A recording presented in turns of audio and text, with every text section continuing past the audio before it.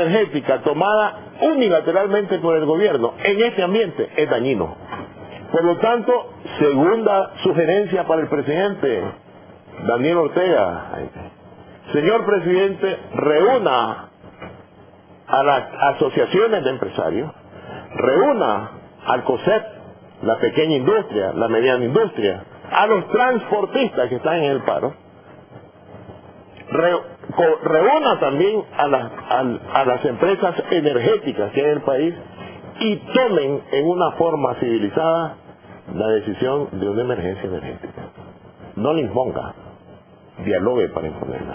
Ahora, ¿qué significa un estado de emergencia energético? ¿Control de precios? No. Fijar el precio más, yo diría, más bajo en el mercado internacional para el caso de Nicaragua. Y con base a esa fijación de precio, por lo menos todos los demás márgenes tienen que adecuarse a ese precio. ¿Cuál era el precio de referencia de nosotros? Pero la gran pregunta, la costa del Golfo, ¿verdad? Pero la gran pregunta es, y volvemos a lo mismo, ¿es necesario declarar ese estado de emergencia? Cuando, te voy a dar un ejemplo, el petróleo que está llegando, gran parte del petróleo que está llegando a Honduras es parte del mismo petróleo venezolano. Sí. En el mismo acuerdo del ALBA, pues, del ALBA. ¿Cómo es posible que ese mismo petróleo que lo está comprando al mismo precio que lo compra Nicaragua, los hondureños lo están pagando 14 córdobas y 15 córdobas más barato que lo pagan los nicaragüenses? Entonces, no es necesario, y Honduras no estableció un estado de emergencia con el fondo, con el petróleo venezolano. Ahora estableció a las petroleras, le clavó unas restricciones en las utilidades y en todo el margen de venta, un control de precios estableció en Honduras. Pero entonces la pregunta es, volvemos a lo mismo, todo gira alrededor, pareciera que es un círculo, que todo gira alrededor de la falta de transparencia. Bueno, eso ya exactamente. Estamos dando la cadena. No, por eso, pero digo, lo mismo lo que yo digo es que, hombre, el que se quema con leche hasta la cuajada sopla. Yo este gobierno no confío en que un estado de emergencia no nos mete unos cuantos goles que la medicina nos sale peor que la enfermedad. Fíjate, el precio del barril de petróleo en Nueva York en este momento es $124. Si llega a 150 el próximo mes, ¿qué harías tú?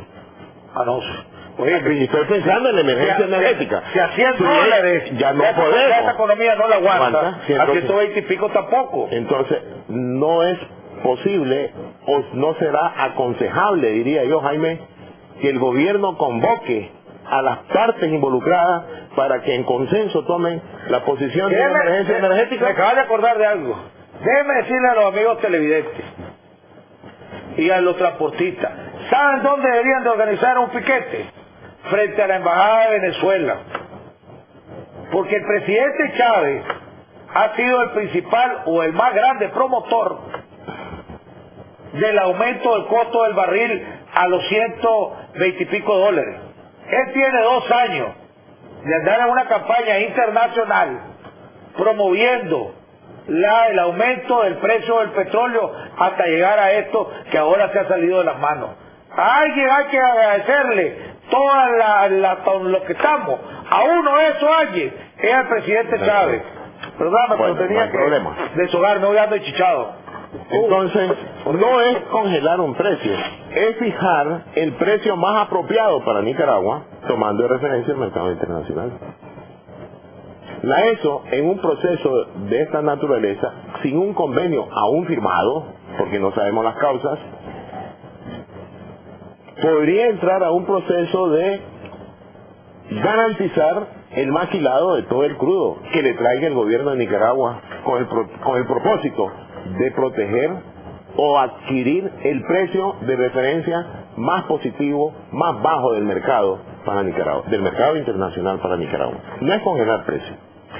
Sin embargo, eso lo debemos de tener, yo diría, Jaime, en perspectiva de corto plazo. Si la velocidad de aceleración o la aceleración de los precios internacionales del petróleo, tal como lo hemos visto hasta el día de hoy, siguiesen con ese mismo ritmo, en mayo del próximo año tendremos fácilmente $180 el barril. Sí. Con esta Ya decíamos que 100 dólares era irreal, y ya ves que llegó un solo y ahora es difícil. Entonces, para eso. ahí está la referencia de una toma de emergencia energética constructiva para el país, no impositiva, y consensuada. consensuada para el país. Esa es la segunda consideración. Pasemos a la tercera. Un barril de petróleo, y es las solicitudes, la propuesta que hace el gobierno y la propuesta que hacen los transportistas. Un barril de petróleo trae 42 galones. Eso es estándar, ¿verdad? Por supuesto, el precio internacional de un barril de diésel, cuando el precio del petróleo está como en 128, que te dije, es fácilmente 140 dólares, un barril de diésel ya procesado. ¿Cuánto estaba ofreciendo el gobierno de subsidio por galón? Habíamos dicho, habían subido hasta 50 centavos la propuesta, ¿no? ¿Sabes cuánto significa eso de subsidio en ese precio del barril de diésel? De esos 140 dólares. Es prácticamente un 15% del valor. 21 dólares estaría subsidiando el gobierno. ¿Cuánto diésel importa Nicaragua? Es la otra pregunta. Alrededor, fácilmente, de 3,5 millones de 3.6 millones de barriles de diésel. Ahora, ¿cuánto significa eso? Es que hay que ponerle número, ¿verdad? No, correcto. ¿Cuánto significa eso? 76 millones de dólares subsidiados por el gobierno. ¿Cuánto significa eso del ALBA si se importa el 80% de la demanda total del país? 80% son 800,000 barriles, ¿verdad? Sí. ¿Verdad? No, 80%, 8 millones de barriles. Perdón, 8 millones de barriles. 8 millones de barriles son 800,000 800 millones de dólares. 25% de 800 millones de dólares. Estaba hablando de 200 millones. 200 millones. Y solo el diésel es 76. O sea, se lleva casi la mitad de los fondos de Petronic. ¿De acuerdo? Correcto. Ahora, ¿cuál es la posición de los transportistas? Los transportistas están tomando de referencia el caso de Honduras. Los transportistas están pidiendo congelar en 40 córdobas con 50 centavos. No, eso ya se dieron. Ya se dieron. Eso ya se dieron. Ellos estaban ayer. Y por eso es que me frustra más. Y digo y ya dudo si hay voluntad de llegar a un acuerdo por parte del gobierno. Porque el gobierno había decidido de los 86 bajar a 76. Sí. ¿verdad? Y el sector transporte había cedido de 40.50 a 70 córdobas. Pero estaban dispuestos a llegar hasta 72 córdobas. Que era un avance en la negociación. Ya estamos hablando de 3 córdobas de diferencia. Sí. Lo que ellos querían era que se les mantuviera ese precio por un tiempo.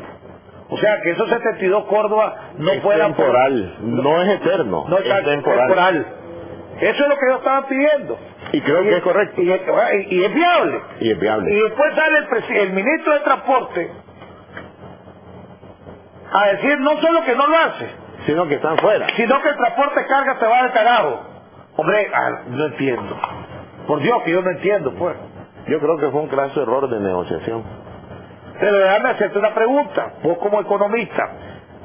Esos 73 córdobas, o 72 córdobas que pagarían, que están pidiendo esto, y asumamos